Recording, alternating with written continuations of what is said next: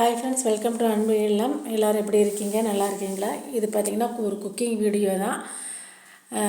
வாரத்தில் 2 தடவை அல்லது தினமுமே சாப்பிட்டாலுமே ரொம்பவே நல்லது தான். கொள்ளு ரசம் உடம்புக்கு பார்த்திங்கன்னா ரொம்ப ரொம்ப நல்லது. கொளுத்தவனுக்கு கொள்ளு அப்படின்னு சொல்லுவாங்க. சரி, கொள்ளு ரசம் எப்படி வைக்கிறதுன்னு வாங்க வீடியோக்குள்ளே போய் பார்க்கலாம். கொள்ளு எனக்கு அன்றைக்கி லஞ்சுக்கு எவ்வளவு தேவையோ அந்த அளவுக்கு எடுத்து நல்லா வறுத்துக்கிட்டேன். நல்லா கழுவி 2-3 தடவை கழுவி கல்லெல்லாம் பொறுக்கிட்டு நம்ம ரசத்துக்கு தேவையான அளவுக்கு தண்ணியை ஊற்றி கொஞ்சமாக விளக்கெண்ணெய், மஞ்சத்தூள் எல்லாம் போட்டு ரசத்துக்கும் பருப்புக்கும் ஒரு 4 தக்காளி நான் போட்டுக்கிட்டேன். இதை அப்படியே மூடியை க்ளோஸ் பண்ணி விட்டுறலாம். நல்லா ஒரு 7-8 விசில் எல்லாம் வரணும்.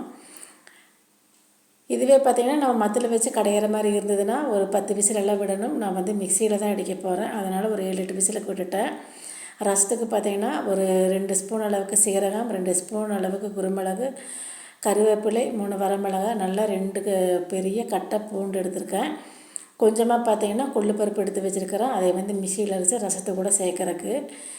இப்போ நம்ம இதை நம்ம 1க்கு 2 தட்டியோ 1க்கு 2 ஒரே குறப்பாக அரைச்சோ போட வேண்டியதில்லை. சீரகம், குருமிளகு, பூண்டு, வரமிளகாயெல்லாம் நம்ம ஓரளவுக்கே நைஸாக அரைச்சி எடுத்துகிட்டு நல்லா பார்த்திங்கன்னா கை வச்சு கரைச்சி விட்டுறணும். தக்காளி உருவமே தெரியாத அளவுக்கு.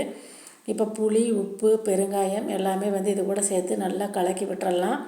லாஸ்ட்டாக பார்த்திங்கன்னா கொஞ்சம் கொத்தமல்லி தழையும் சேர்த்துட்டு கொஞ்சம் கொள்ளுப்பருப்பு எடுத்து வச்சுருந்தேன் பார்த்திங்களா, அதையும் மிக்சியில் அடித்து ரசத்து கூடவே நல்லா கலக்கி விட்டுறலாம்.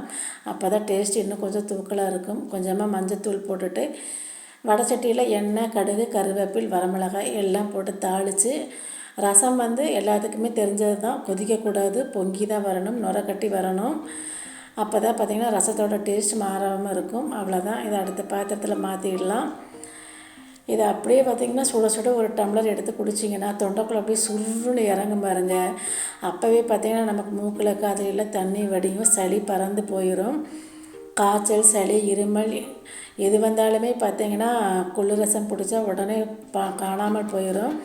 இப்போ ரீசெண்டாக ஆஞ்சியோ ஸ்டென்ட்டு அப்படின்னு வச்சுருக்கிறவங்க இப்போ வாரத்தில் 2 தடவையாவது கொள்ளு ரசம் எல்லாமே சேர்த்துக்கணும். தினமுமே பார்த்திங்கன்னா உடம்பு இளைக்கணுங்கிறவங்க குடிக்கலாம். சரி, அடுத்த வீடியோவில் பார்க்கலாம்.